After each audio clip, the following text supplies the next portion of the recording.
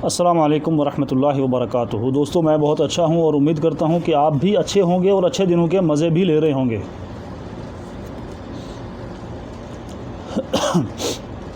दोस्तों, आपको याद होगा कि 18 जुलाई को कश्मीर शोपियान के अंदर हाशिमपुरा कोई जगह है, वहाँ पर एक इनकाउंटर होता है और जो फेक इनकाउंटर था, ये ख़बर आप सब ने सुनी होगी और मैं इसके लिए माज़रत चाहता हूँ कि मेरी वीडियो जो है बहुत लेट हुई इस बार। मुझे इस पर कोई तबसरा नहीं करना है क्योंकि ये तो कोई नई बात नहीं है, ये जम्मू कश्मीर के अंदर आम बात है। इसमें एक फ़र्क सिर्फ ज़रूर है कि ख़ित्ता पीर पंजाल जो है उसके साथ ये शायद पहली बार हुआ होगा, लेकिन कश्मीर में आए रोज़ ये चीज़ें होती हैं, लेकिन हमने कभी गौर नहीं किया। वो कहते हैं कि लगी ना हो चोट जिसे वो दर्द किसी का क्या जाने, मुब्तला पर जो बीती वो मुब्तला ही जाने, ऐसा कुछ शेर है, शायद मुझे सही याद ना हो। दोस्तों, मैं चंद चीज़ें यहाँ पर अर्ज़ करने आया हूँ। सबसे पहली बात, मैं हमेशा अपने दोस्तों से कहता हूँ कि बेमौत न मरिए,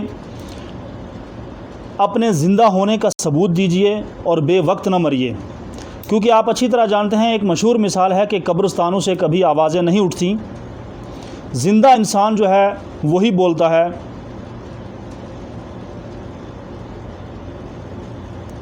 और एक शेर मुझे शायद सही याद ना हो कि दुनिया किसी गूंगे की तारीख़ नहीं लिखती, मैं ज़िंदा हूँ इसीलिए बोल रहा हूँ, ऐसे ही कुछ है, मुझे सही याद नहीं है। मैं जाहिल अनपढ़ सा इंसान हूँ, जो मुंह में आता है बोल देता हूँ। दोस्तों, बड़े अफसोस की बात है, सबसे पहले तो मैं वो जो 3 बच्चे हमारे जो जान बहक हुए, जिनको एक फ़ेक इनकाउंटर में मारा गया, वो हमारे भाई, मैं उनका जो पूरा परिवार है, उनकी जो फैमिली है, मैं उनके दुख में बराबर का शरीक हूँ। दूसरी बात मैं ये अर्ज़ करना चाहता हूँ कि बहुत अफसोस की बात है कि इनकाउंटर में 3 शख्स मारे जाते हैं, और वो कौन लोग हैं? वो एक मज़दूर तबका से ताल्लुक़ रखने वाले हैं, जो राजौरी से जिनका ताल्लुक़ है पीढ़ी से, तो वो वहाँ पर मज़दूरी करने जाते हैं, लेकिन वहाँ से उनकी लाशें आती हैं। जब उनका इनकाउंटर हो जाता है, जब वो मारे जाते हैं, उसके बाद हिंदुस्तान की जो आर्मी है, इंडियन जो फ़ौज है, उसका एक बयान आता है कि हम इसकी तहकीक करेंगे कि ये कौन लोग थे। तो इससे साबित ये हुआ कि इंडियन आर्मी जो है, इंडियन फ़ोर्स जो है, वो किसी भी शख्स को मारेगी, कश्मीर में ख़ास करके, और मारने के बाद जो है उसको आइडेंटिफाई किया जाएगा कि ये बंदा कौन था। ये बात बिल्कुल सही है, इसमें कोई शक नहीं कि जम्मू कश्मीर के अंदर ख़ास तौर से इंसान की कोई कीमत नहीं है। यहाँ पर इंसानों का खून इतना सस्ता हो चुका है कि जिसकी कोई इंतहा नहीं, कोई इसके ऊपर किसी भी तरह की कोई कल्पना नहीं कर सकता, कोई सोच, कोई गुजार करने की ज़रूरत ही नहीं है। सीधे अल्फाजों में ये बात है कि हिंदुस्तान के अंदर जो जम्मू कश्मीर है, रियासत जम्मू कश्मीर जो हिंदुस्तान के कब्ज़े में है, वहाँ के मुसलमानों का, वहाँ के शहरियों का खून इतना सस्ता हो चुका है कि जिसके ऊपर कोई बातचीत करने की ज़रूरत नहीं है। हर शख्स इस चीज़ को जानता है, और इसकी मिसाल भी मौजूद है। 2 साल पहले यूपी के अंदर एक इनकाउंटर हुआ, तो जो शख्स मारा गया था तिवारी फैमिली से था, उसके साले ने कहा था कि ये जम्मू कश्मीर नहीं है कि आप किसी को भी गोली मार दें, ये उत्तर प्रदेश है, यहाँ पर हम इसकी इंक्वायरी कराएंगे। सबको याद होगा।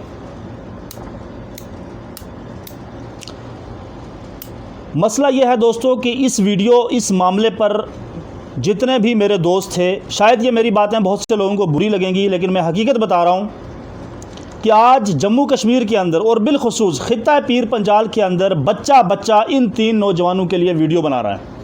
उसकी वजह क्या है?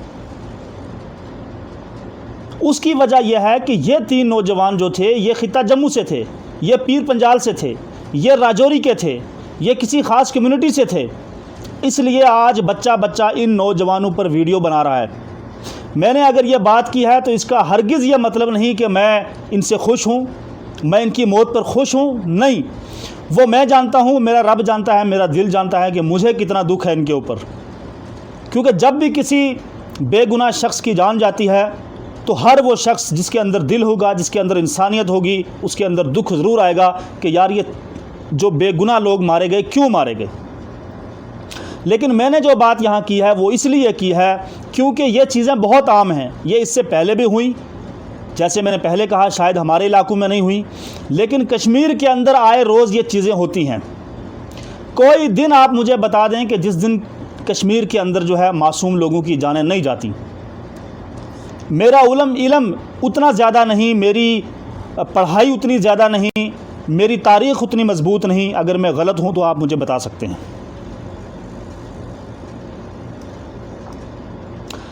आपको याद होगा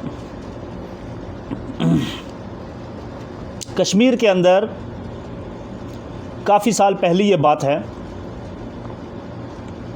वहाँ पर 2 गांव हैं, पुनन और पोशपुरा। हालांकि बहुत से लोग इन दोनों गांव को एक ही नाम देते हैं, लेकिन ये अलग अलग हैं, पुनन और पोशपुरा। वहाँ पर 60 से ज़्यादा औरतों के रेप किए गए और वो सारी मुस्लिम ख़वातीन थीं। आज तक उसकी कोई इंक्वायरी नहीं हुई और उसको झुठला दिया गया कि ये झूठ है। और रेप किसने किया था? इंडियन आर्मी ने किया था। बड़े बड़े न्यूज़ जो पोर्टल थे उन्होंने छापा, BBC तक किसने छापा, जितने भी खैर इंटरनेशनल लेवल पे ये मामला गया। आज भी कुछ लोग जो है उसको लेकर चर्चा करते हैं। और वहाँ के जो बाशिंदे हैं उन लोगों का ये कहना है, मैं तो वहाँ नहीं गया, लेकिन जो अखबारात में आया, जो मैंने सर्च किया, वीडियोज़ के हवाले से देखा, तो जो वहाँ के बाशिंदे हैं उन्होंने ये चीज़ें कहीं कि रात के अंधेरे में जब यहाँ फ़ौज आई और हमें घरों से बाहर निकाला गया, इट मीन्स के जो मेल थे मर्दों को जब वहाँ से निकाला गया और सुबह जब वो लोग वापस आए तो उन्होंने ख़ुद ये चीज़ कहा कि हमने अपनी औरतों को, उसमें फिर कोई यह गिनती नहीं थी कि कौन इसमें मेरी बीवी है, कौन बच्ची है, जो भी वहाँ पर उन्होंने औरतों का लफ्ज़ इस्तेमाल किया कि जब हम सुबह वापस आए अपने घरों को तो हमने अपनी औरतों को नंगा देखा। ये हालात थे। उसके बाद आपको याद होगा छठी सिंहपुरा एक वाक़या हुआ था, वो भी आपको याद होगा। वहाँ पर सिखों की जो है 79 सिखों की किलिंग की गई, उनको मारा गया।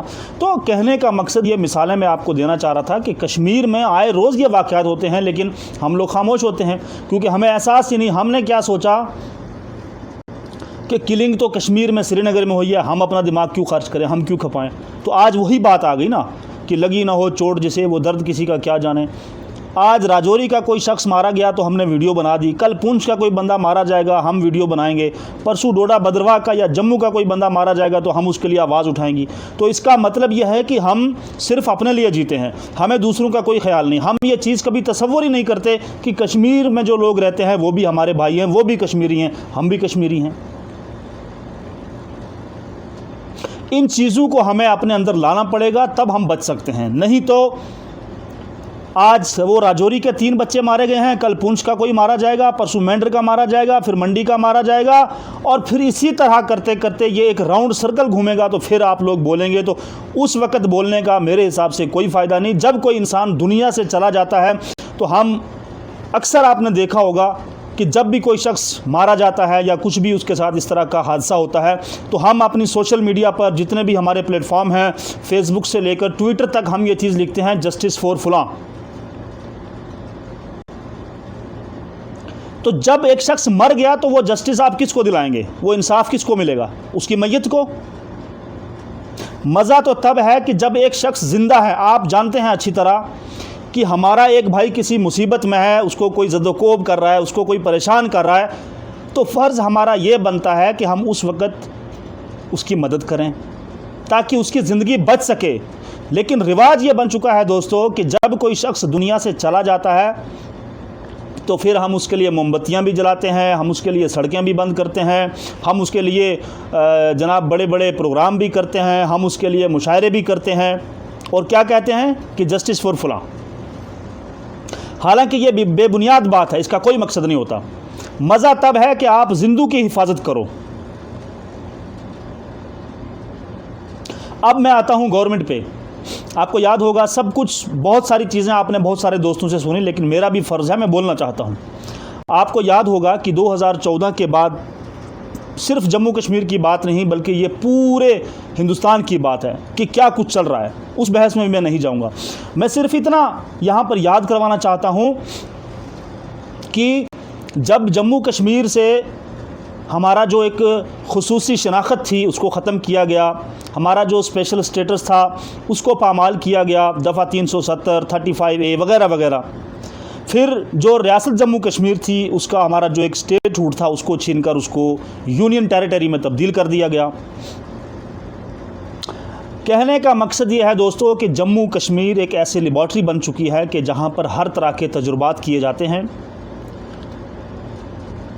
चाहे वो तजुर्बात असला के हों या वो तजुर्बात लीडरशिप के हों, पॉलिटिशियंस के हों, सियासी पार्टियों के हों, या फिर वो गवर्नर की शक्ल में हों। ये सारी चीज़ें आप देख चुके हैं। आपने देखा कि 370 को ख़त्म करने के बाद यहाँ पर कुछ नई पार्टियाँ बनवाई गई, उसकी मिसाल अभी मौजूद है। हाल ही में क्या हुआ वो आपको सब पता है, वो मौजू नहीं है, मैं उसमें नहीं जाऊँगा। मिसाल के तौर पर आपको बताना चाहता हूँ।